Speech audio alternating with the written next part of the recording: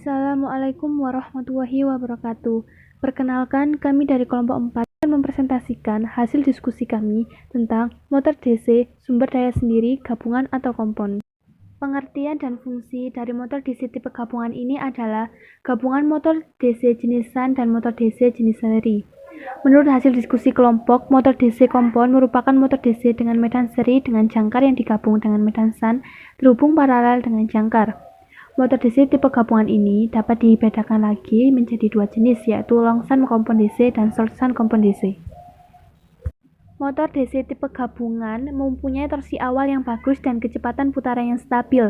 Makin tinggi presentasi penggabungan, maka semakin tinggi torsi awal yang dilakukan oleh motor ini. Motor kompon mempunyai dua macam lilitan penguat magnet, yaitu lilitan penguat seri dan lilitan penguat shunt. Dengan memvariasi polarisasi dan arus pada lilitan penguatan magnet, motor akan beroperasi seperti motor seri, motor shunt, atau motor akan bekerja secara seri dan shunt. Motor DC kompon dibuat untuk mengurangi kelemahan yang terjadi pada motor DC shunt maupun seri.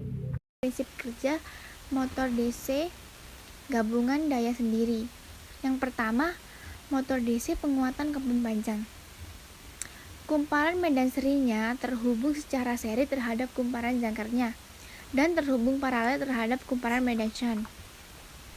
Dari gambar diperoleh persamaan FT, yaitu tegangan terminal motor atau force, sama dengan tegangan jangkar motor ditambah arus kumparan jangkar dalam kurung tahanan kumparan seri plus tahanan kumparan jangkar. Yang kedua, motor DC penguatan kompon pendek. Kumparan medan serinya terhubung secara seri terhadap kumparan jangkarnya dan terhubung paralel terhadap kumparan medan shunt.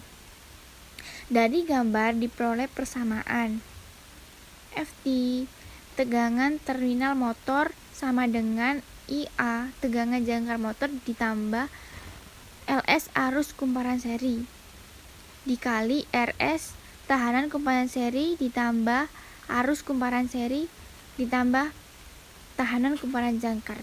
Komponen-komponen dan fungsi. Komponen pertama ada rotor. Fungsi dari rotor atau jangkar yaitu untuk merubah energi listrik menjadi energi mekanik dalam bentuk gerak putar. Rotor terdiri dari poros baja di mana tumpukan keping-keping inti yang berbentuk silinder dijepit. Pada inti terdapat alur-alur di mana lilitan rotor diletakkan. Komponen kedua adalah komutator.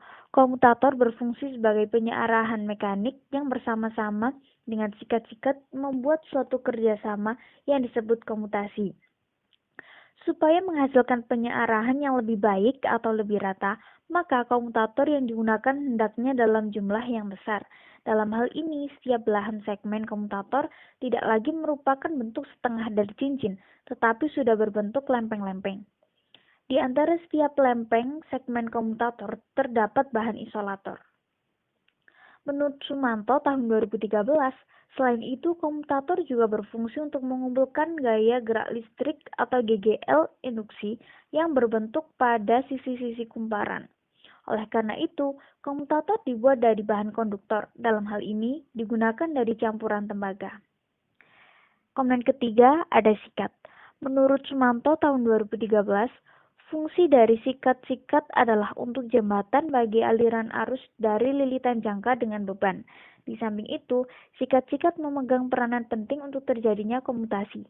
Supaya gesekan komutator dan sikat tidak mengakibatkan ausnya komutator, maka sikat harus lebih lunak daripada komutator. Biasanya terbuat dari bahan arang.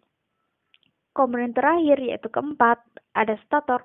Stator adalah bagian dari mesin yang tidak berputar dan terletak pada bagian luar. Stator menghasilkan medan magnet berputar yang sebanding dengan frekuensi yang dipasok.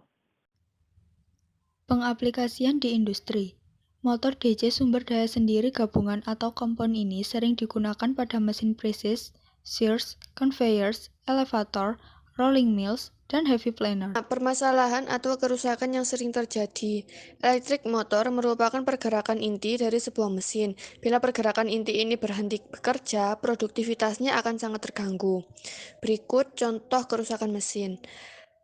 Mechanical failure atau kerusakan mekanis, current atau arus lebih, low insulation resistance atau tahan isolasi yang rendah.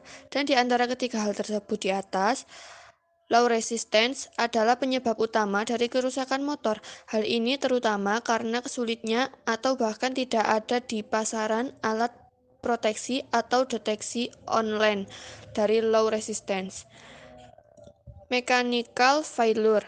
Kerusakan mekanis bisa disebabkan oleh banyak hal, termasuk karena kurang pelumasan, vibrasi yang berlebihan dan tidak imbang, atau karena misalignment. Tanda-tanda peringatannya yaitu bunyi gangguan atau noise dapat mengindikasikan adanya awal dari kerusakan mekanis. Overcurrent.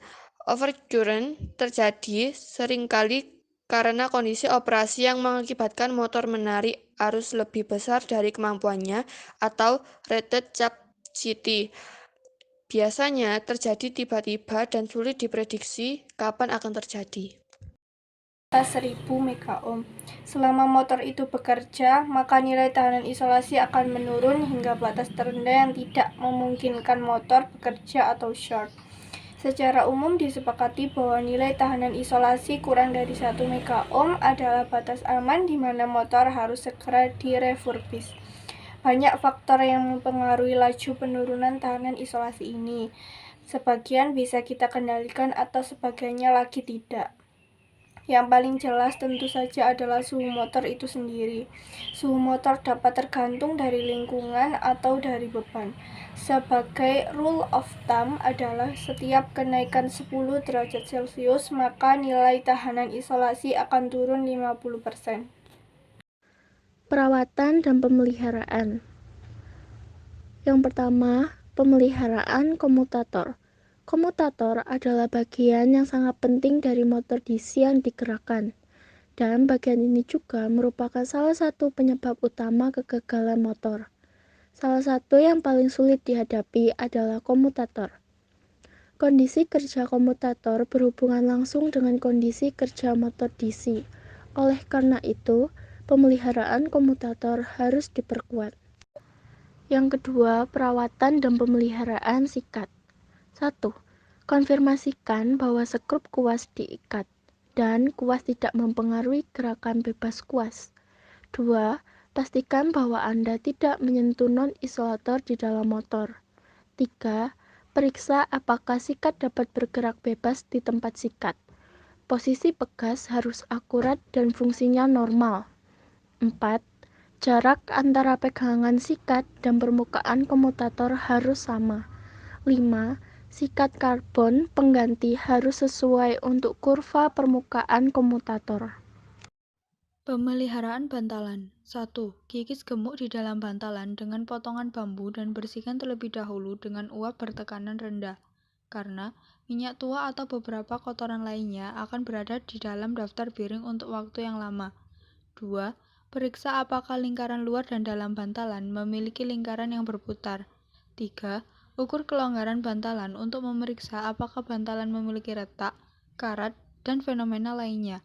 Bantalan berputar harus memiliki suara yang halus dan tidak ada gangguan. 4.